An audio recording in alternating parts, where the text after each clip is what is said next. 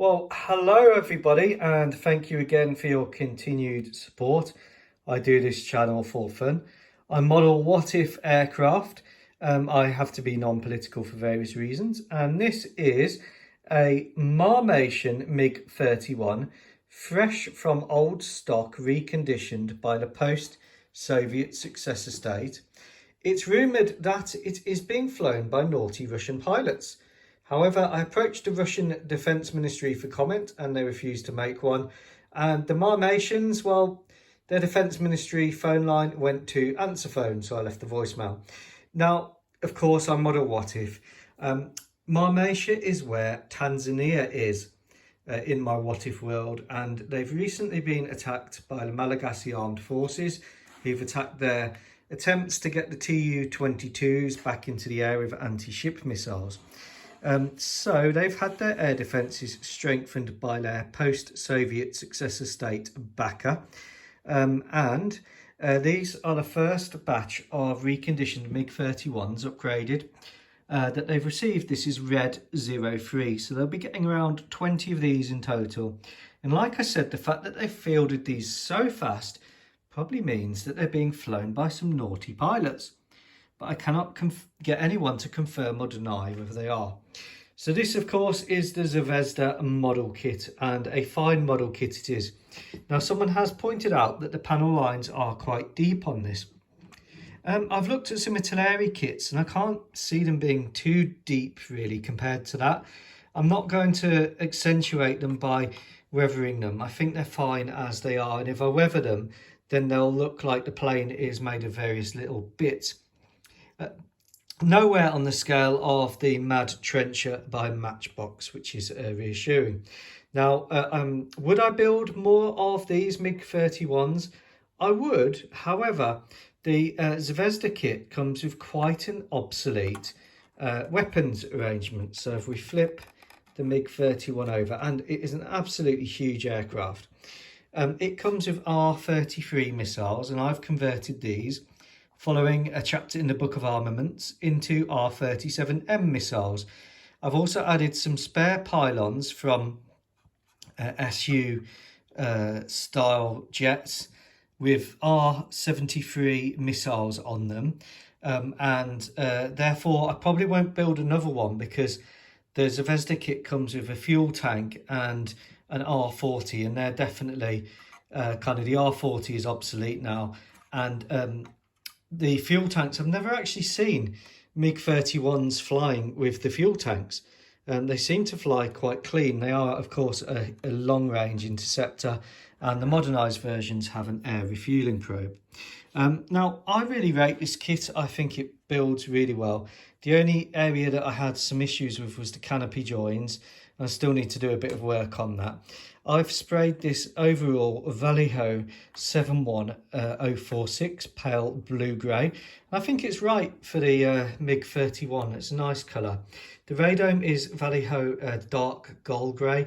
It's all airbrushed except for the nose and this black panel here. And underneath, very interestingly, the MiG-31 has an infrared search and track system which descends from this little pod here. The black in front of it, I guess, is to stop sunlight and stuff reflecting, but it's a passive way of searching skies and looking for enemy aircraft. So the MiG-31 is a very powerful interceptor and a very powerful long-range air defender. I'll now look at the doctrine of the MiG-31 and how it's used. So if you are only interested in the jet, now's the time to look away. Bring up the Book of Armaments. Book of Armaments, MiG-31. So first of all, we should say that the MiG-31 is not a dogfighter. The MiG-31 is a long-range killer. And you can read more about how effective it's been in the Russo-Ukrainian war if you read Rusi's articles by Dr. Justin Bronk and Jack Watling. The MiG-31 was, by myself included, much misunderstood. It appeared to be a relic of the Cold War. It's not. It's been heavily upgraded by Russia, and it is a long-range killer. It's causing real problems for the Ukrainian air defences. And the Rusi papers are good because they are based on interviews from the Ukrainian air defenders. A rare insight into the war. The Mig-31 is a specific aircraft and it has to be understood in that context. If you put a Mig-31 against a F-22, it would lose. If you put a Mig-31 against an F-15, it would lose. It would lose to a Tomcat. It would lose on a one-on-one within visual range fight to pretty much every Western aircraft.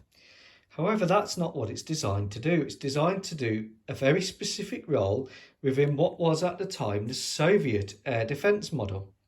So the Soviet air defence model was having to cope with NATO bombers like the B-1B coming in at low level, the Tornadoes, F-15Es and F-111Fs mainly. Bit too early for the F-15, yes. However, the other aircraft were in service and posing a big threat, especially the FB-111A as used by Strategic Air Command.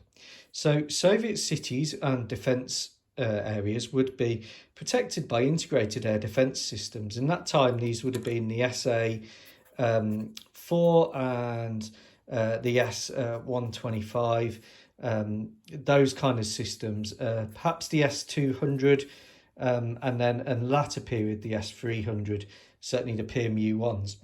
Now, these provided cover for bases, for cities, and the Soviet Union was huge, so it couldn't cover everywhere. So the job of the MiG-31 was effectively to be a mobile SAM system. So it has an absolutely huge, quite a basic, but huge radar. It also has this passive infrared search and track system underneath. There it is. So it's like a massive SAM system in the air. And that's the role of the MiG-31s. The MiG-31s filled the gaps in the Soviet integrated air defence system. The reason this was important was because an integrated air defence system radar, due to the curvature of the Earth, it has a blind spot. What the NATO aircraft, the B-1Bs, the FB-111s, were planning to do was to get in very low level, get close to their targets, and then launch their nuclear weapons. Now, the MiG-31s patrolling at altitude, and we're talking 50 to 60,000 feet, look down, shoot down with those radars, that huge radar, like I said, a basic radar, but huge, using passive infrared, can see into the blind spot from the Soviet air defence system, allowing it to cover it. And that was really the role of the MiG-31. So it appeared obsolete when it was, the Cold War ended. However, what the Russians and the Post Soviet Successor State have done is they have modernised the MiG-31 and they've given it the R-37M missile. And that's why I've modified these, because it's only really current if you consider the R-37M. So these are R-33Ms, which I've chopped down a bit and converted with the angled fins into R-37Ms. Now, the R-37M is an extremely long-range missile. Its max range is probably greater than 150 miles, but that's probably your launch, long-range extended launch window. At 80 miles, it becomes significantly effective. It's hypersonic, being able to reach Mach 7. If it's 80 miles, it would be Mach 5. It's the equivalent to the AIM 260, which the US Air Force is still getting into service, and the Chinese PL-21. So we're talking of long-range killing missiles. It's longer range than the R-27ER, R-77, the Meteor, and the AIM-120. So it can shoot down aircraft well outside of their own engagement range. And this is how it works. So the MiG-31 operates at 50,000 plus feet, uses its look down, shoot down radar, and that passive infrared search and track system, so it doesn't even need to emit. It sees an approaching target. Here, for example, we've got an F-16 or an Su-27. Now, it has significant kinetic overmatch.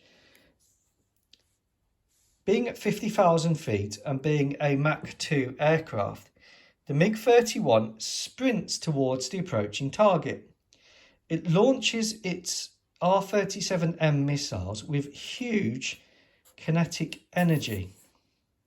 Now, even if these aircraft were at that point in engagement range, because they're not flying at 50,000 feet mostly, and in the Ukrainian war they're flying at very low levels to survive because of the integrated air defence threat, the S-300s and the S-400s from the Russians.